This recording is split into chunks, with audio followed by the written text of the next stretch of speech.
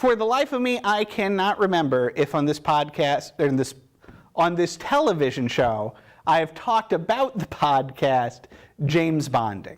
I talk about podcasts a lot on the show. Oftentimes, the podcasts I listen to are what drive me to check out various movies. And a favorite of mine is the show James Bonding. It's hosted by Matt Gorley and Matt Myra, and they, over the last several years, have been really looking in depth at the James Bond franchise. It's if you enjoy James Bond and you have a sense of humor, you need to be listening to this podcast. Recently, they decided to check out some sort of ancillary James Bond movies, starting with Austin Powers' International Man of Mystery. Now, this is a movie that when it came out, and I was, I don't know, roughly 14, I loved. My family and I were one of the very few people who saw that first Austin Powers movie in the theater, and we absolutely loved it.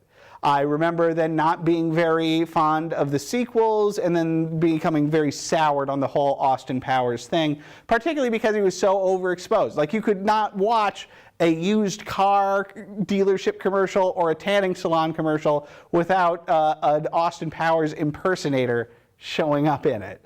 So I have not really thought about or seen any of these movies in a long time, but recently, once again, checked out Austin Powers' International Man of Mystery.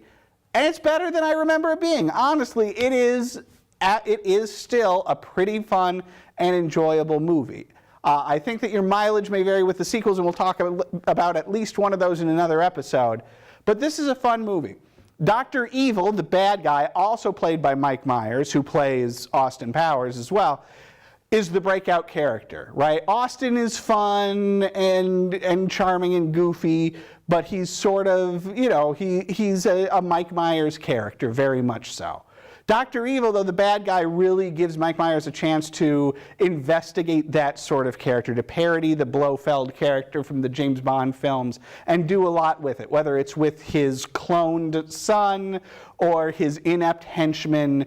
The frustrated evil genius is a fun character to get to spend some time with.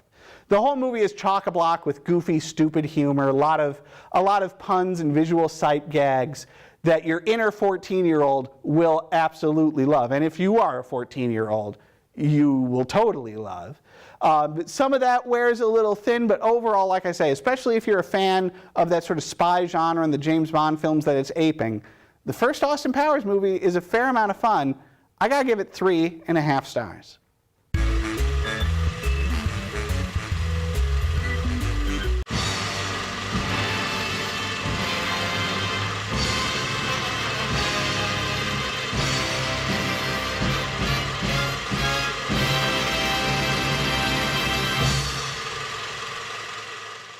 And don't forget to visit our website, northmetrotv.com/everymovieever.